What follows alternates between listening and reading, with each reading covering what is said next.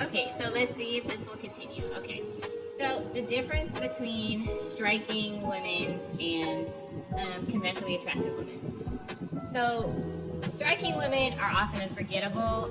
We don't just blend in. Conventionally attractive people are safe, sweet, and socially approved.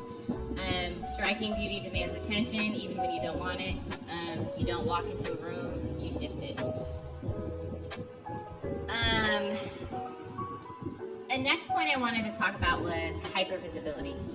Hypervisibility means that you're always seen, but you're not always protected. Every room that I walk into, people stop and stare and look at me wherever I go.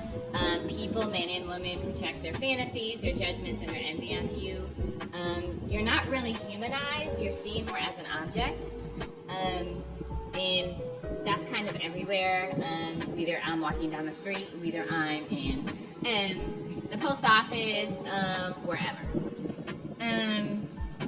The next point I wanted to talk about, there's a weight to being a hypervisible woman.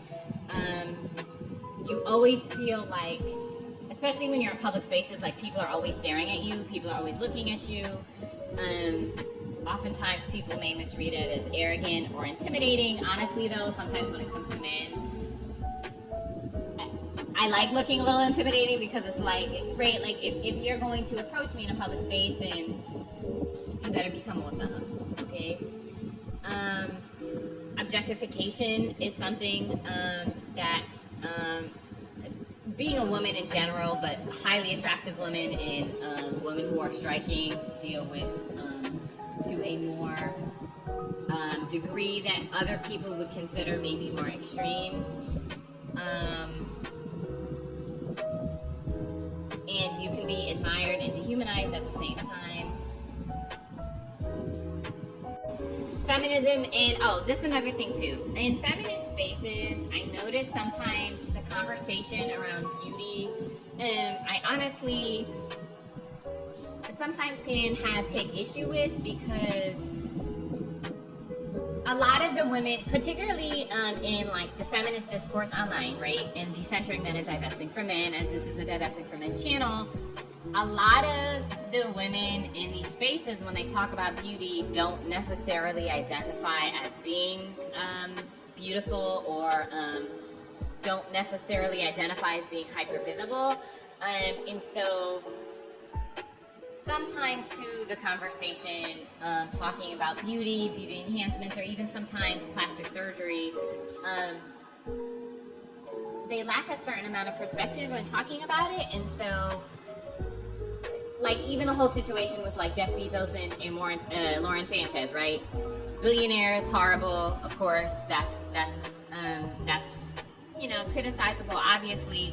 But some of the discourse surrounding, I believe her name is Lauren Sanchez, I found somewhat particularly disturbing by some people, and we know that Reddit is terrible, right? But some people were almost ascribing her to being some type of like,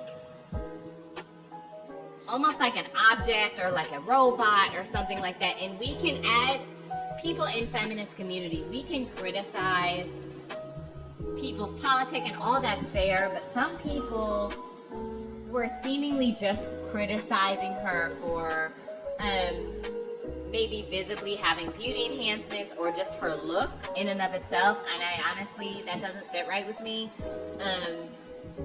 As a model, as a woman who is often receives a level of hypervisibility and objectification from the men, because of my hourglass figure, because of the shape of my body, I didn't feel like that was particularly fair. The politics, 100% criticize it, but when it comes to the beauty, I'm like, no, y'all kind of need to do better. So I just, anyway,